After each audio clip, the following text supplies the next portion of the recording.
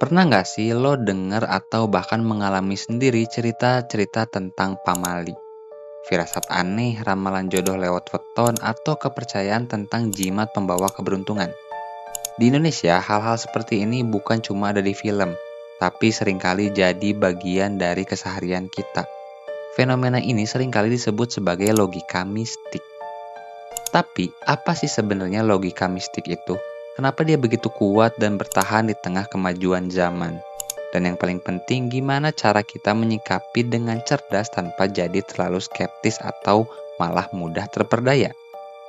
Di video ini kita akan membongkar dan memahami logika mistik di Indonesia dari berbagai sudut pandang, sejarah, budaya, psikologi, hingga bagaimana ia mempengaruhi keputusan kita sehari-hari. Tujuannya bukan untuk menghakimi, tapi untuk memahami pola pikir yang kompleks ini. Oh iya, sebelum kita mulai bedah fenomena unik ini, buat lo yang pengen terus dapat insight soal pengembangan diri, mindset, dan gimana cara level up diri lo, jangan lupa klik tombol subscribe sekarang juga. Karena di channel ini, gue bakal sering banget ngebahas hal-hal yang bikin lo makin paham diri dan lingkungan. Siap, yuk kita mulai.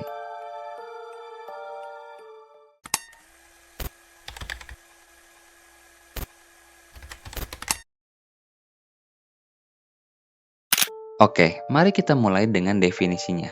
Apa sih logika mistik itu? Sederhananya, logika mistik adalah cara berpikir atau pola pikir yang menghubungkan sebab akibat suatu peristiwa dengan hal-hal yang bersifat supranatural, gaib, atau kekuatan yang tidak terlihat oleh indera manusia.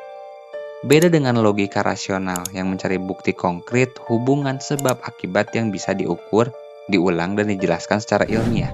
Logika mistik itu mencari penjelasan di luar batas rasio kita. Contoh simpel, kalau logika rasional bilang hujan karena uap air mengembun jadi awan, logika mistik mungkin bilang hujan karena ada upacara adat minta hujan atau ada penunggu yang lagi sedih. Ini bukan berarti salah atau benar mutlak ya. Ini cuma cara pandang berbeda dalam memahami dunia. Logika mistik cenderung lebih intuitif, emosional, dan seringkali berbasis pada kepercayaan turun-temurun. Sementara logika rasional lebih berbasis pada observasi, data, dan uji coba.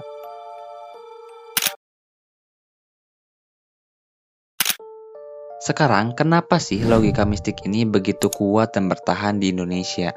Bahkan di era digital sekalipun, ada beberapa akar alasannya. 1. Warisan leluhur dan budaya. Indonesia itu kaya akan tradisi animisme, dinamisme, sinkretisme, perpaduan kepercayaan. Sejak dulu, nenek moyang kita sudah hidup berdampingan dengan alam dan mempercayai adanya kekuatan di luar diri manusia. Ini diwariskan turun-temurun melalui cerita, ritual adat, dan istiadat. Yang kedua, psikologis dan mencari makna di ketidakpastian. Hidup itu penuh ketidakpastian.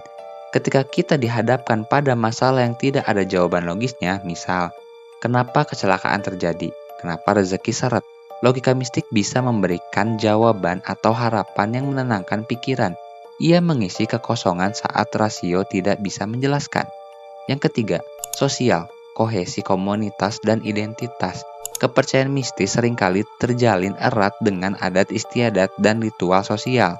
Mengikutinya bisa memperkuat rasa memiliki, solidaritas, dan identitas dalam komunitas. Ini adalah cara masyarakat menjelaskan dunia dan menjaga tatanan sosial mereka. Yang keempat, kurangnya literasi sains atau kritis. Bukan berarti bodoh ya, tapi kurangnya paparan atau pemahaman mendalam tentang metode ilmiah dan berpikir kritis di tingkat pendidikan tertentu bisa membuat orang lebih mudah menerima penjelasan non-rasional. Jadi, ini adalah fenomena yang kompleks, berakar dalam sejarah dan psikologis kolektif kita.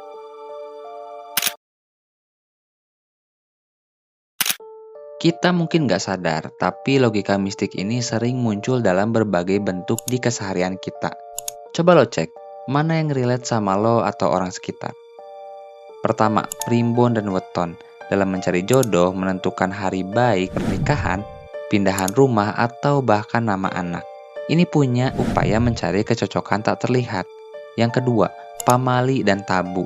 Jangan duduk di bantal nanti bisul. Jangan potong kuku malam hari nanti sial. Ini seringkali kearifan lokal yang dibungkus mistis agar dipatuhi meski alasannya bisa jadi rasional. Misal, gelap atau bikin luka. Yang ketiga, jimat dan azimat. Kepercayaan pada benda-benda yang konon bisa membawa keberuntungan, kekebalan, atau penangkal bahaya. Yang keempat, ramalan dan penerawangan. Mencari tahu masa depan atau solusi masalah dari dukun, peramal, atau bahkan aplikasi ramalan. Yang kelima, fenomena alam dikaitkan hal gaib. Gerhana bulan dikaitkan dengan naga yang memakan bulan. Gempa bumi karena penunggu marah. Ini adalah upaya manusia memahami yang tak terduga. Yang terakhir, firasat atau tanda-tanda. Kepercayaan pada mimpi, kejatuhan cicak, atau telinga berdenging sebagai pertanda sesuatu akan terjadi. Semua ini adalah ekspresi logika mistik yang berusaha memberikan arti pada hal-hal di luar kendali atau pemahaman rasional kita. Logika mistik ini punya dua sisi mata uang. Ada positifnya, ada negatifnya. Sisi positifnya, memberi harapan dan kenyamanan. Di saat sulit atau tidak pasti, keyakinan pada kekuatan gaib bisa memberi harapan dan kekuatan mental untuk terus berjuang. Yang kedua, memperkuat identitas budaya. Ini adalah bagian dari kekayaan budaya dan kearifan lokal kita.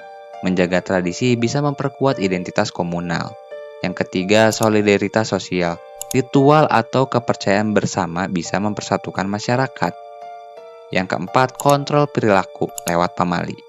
Seperti yang tadi disebut, pamali seringkali menjaga kebersihan atau keselamatan meski dengan ancaman mistis. Sisi negatifnya, menghambat rasionalitas dan inovasi. Terlalu bergantung pada penjelasan mistis bisa membuat kita berhenti mencari solusi ilmiah atau berpikir kritis. Yang kedua, potensi penipuan dan eksploitasi. Banyak oknum yang memanfaatkan kepercayaan mistis untuk menipu atau mengambil keuntungan finansial dari orang lain yang sedang putus asa. Yang ketiga, pengambilan keputusan yang tidak efektif. Keputusan penting seperti finansial, kesehatan, pendidikan yang hanya didasarkan pada ramalan atau firasat tanpa pertimbangan logis bisa berakibat fatal. Yang keempat, menyalahkan takdir tanpa usaha. Terlalu percaya pada takdir yang digariskan secara mistis bisa mengurangi motivasi untuk berusaha dan mengambil tindakan nyata. Jadi kita harus bijak melihatnya, nggak bisa cuma melihat dari satu sisi. Setelah memahami logika mistik, pertanyaan pentingnya adalah gimana kita menyikapi secara cerdas di kehidupan modern. Kita nggak perlu jadi anti budaya atau anti spiritual, tapi kita perlu filter dalam pikiran kita. 1. Prioritaskan logika rasional dalam keputusan penting. Untuk masalah keuangan, kesehatan, karir, atau pendidikan, selalu dahulukan data, fakta, analisis, dan nasihat profesional. Yang kedua, hormati kepercayaan orang lain, tapi jaga diri sendiri. Kita bisa menghargai tradisi atau kepercayaan teman atau keluarga, tapi tidak harus mengikuti jika itu bertentangan dengan rasio atau merugikan diri kita. Yang ketiga, kembangkan critical thinking. Latih diri untuk selalu bertanya kenapa, bagaimana buktinya, dan apa alternatif penjelasannya. Jangan mudah menelan mentah-mentah setiap informasi atau klaim. Yang keempat, cari tahu alasan di balik pamali. Seringkali ada alasan rasional di balik suatu pamali yang bisa kita ambil hikmahnya tanpa harus percaya pada isinya. Yang kelima, batasi diri dari eksploitasi. Jika ada yang menawarkan solusi instan, keberuntungan tanpa usaha, atau meminta imbalan besar untuk hal-hal gaib, alarm di kepala lo harus langsung berbunyi. Keseimbangan antara spiritualitas pribadi, penghormatan budaya, dan penggunaan rasionalitas adalah kuncinya.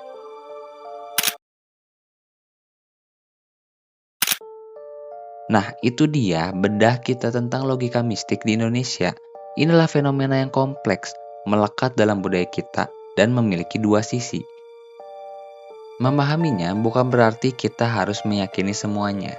Tapi untuk bisa berpikir lebih jernih, menghormati keberagaman, dan yang paling penting, membuat keputusan-keputusan yang lebih baik untuk hidup kita sendiri, kita bisa hidup di tengah tradisi dan modernitas sekaligus, asalkan pikiran kita tetap cerdas dan punya kompas yang kuat. Kalau suka video ini dan pengen terus belajar soal mindset, pengembangan diri, dan budaya, dan gimana cara level up diri lo di tengah tantangan zaman, Jangan lupa klik tombol subscribe channel ini ya, dan share video ini ke teman-teman lo, agar kita bisa memahami fenomena ini dengan lebih bijak. Sampai ketemu di video berikutnya.